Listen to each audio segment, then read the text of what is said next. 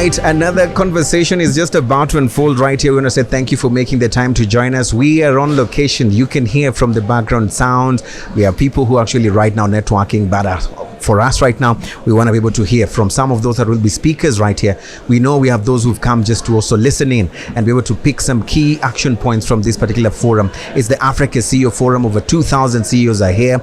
We have heads of states and all that. Now, I'm joined right here by none other than Dr. Dahlia Khalifa. She's actually the Regional Director, Central Africa and Anglophone West Africa. We want to just to pick some thoughts on this particular forum. Talk to us a bit about what you're hearing so far at this Africa CEO Forum 2024. Well, thank you very much, Eugene, for this opportunity. It's very exciting to be here again. This is an annual event that brings together hundreds and hundreds of leaders across the continent and beyond, because everyone is here excited to learn and hear and talk about how they can be part of the future, and the future is Africa. And we're hearing that from every message this morning, from people in the hallways. The excitement is palpable. Not Africa is the future. Why? Because this is where the growth is. This is where the youth is. Within the next couple decades, 25% of the population of the world is going to be here. Already the majority of our youth are here, and so this is where we need to be. This is where we need to be.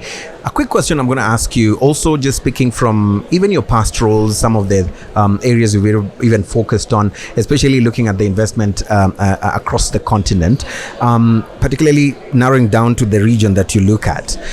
What are you picking as far as the trends are concerned? What can you tell us today in terms of the climate for investment, in terms of the readiness for investment within these areas that you represent?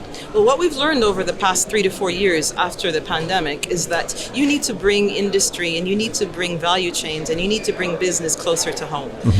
Being able to have businesses that have strong value chains, that create jobs, that retain the value within the country, that is where we all need to be moving. And that's where Africa needs to be focused. And there are many pillars of importance in terms of where we need to be investing. We can speak at a high level, but across the continent, energy is critical. We need to light up Africa and connect everyone. We need to digitalize Africa and connect everyone. We need to be able to feed Africa and feed the world. We need to make sure that our health in Africa is good and fit for long life, filled with livelihoods where people can actually fulfill their dreams on the continent. So that's really where our efforts and focus is. That's in Africa-wide, but also in the sub-region that I am focused on, which, as you said, is Central Africa and Anglophone West Africa. I myself am based in Lagos, Nigeria.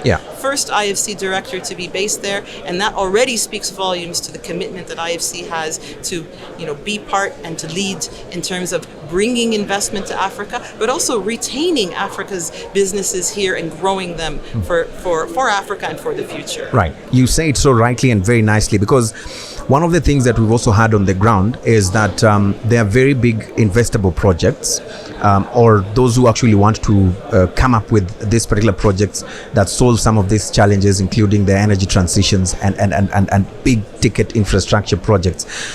However, there's been a challenge in terms of the financing, and the issue has been the cost of financing. And we are having conversations around the need to restructure the financing for these kind of projects. If you can be able to share with us your thoughts on this conversation, on this debate, where would you be able to be falling? What would you be able to say? Well, again, as we've seen since the pandemic, debt has become a malady that has hit emerging markets across the world, and Africa's included in that. We've seen a number of countries that are facing macro-fiscal a tightened space. And what does that mean? It means that there's less public money to be able to buttress the economy, and therefore we need to make sure that where the wealth actually is, which is the private sector, is now filling in that gaps and actually leading the way. And there is a lot of wealth, and there is a lot of private money that sees Africa as a future along all of the dimensions that I just spoke about. So if we can find opportunities, again, to attract it with the right enabling environment, with governments leading the way to create that enabling environment, make it attractive for businesses to want to come, then they will. Businesses are smart, money is smart, and it goes where the opportunities are. Right. So create it, we will come. I think that has always been the mantra. I'm going to leave you, but before I do that, I want to ask you this.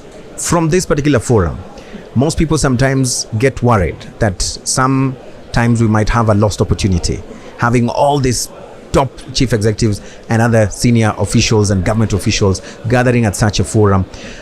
What should we do to ensure that this is not a missed opportunity, that what we came to discuss, we come out of here with solutions? Well, we do this every year, so clearly people who are coming here find value in it. They find value in starting conversations in the CEO forum meetings and then continuing them throughout the year. You know, as we were saying before, a lot of the businesses and conversations that start here actually result in a lot. IFC, for example, has been growing its investments in the African continent over the past 4 years to the point we are now crossing $12 billion or approaching $12 billion of financing.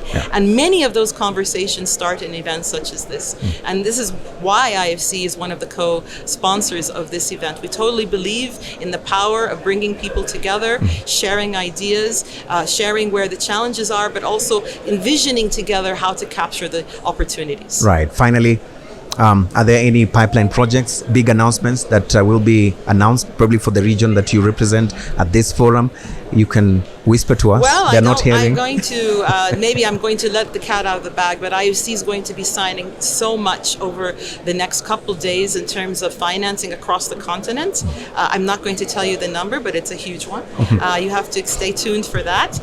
But it's one that it's a sizable number, but it is nevertheless, no matter how sizable it does not mean that there isn't scope for others. And IFC's investments are only meant to be tip of a spear to mobilize more and more investments across the continent. And I'm saying that Central Africa, Anglophone West Africa, the countries of those regions and the countries of Africa are ready and waiting, and they're going to be the future. Right. Dahlia, Dr. Dahlia, thank you so much for making time to speak to us. Thank you. All right. Wonderful.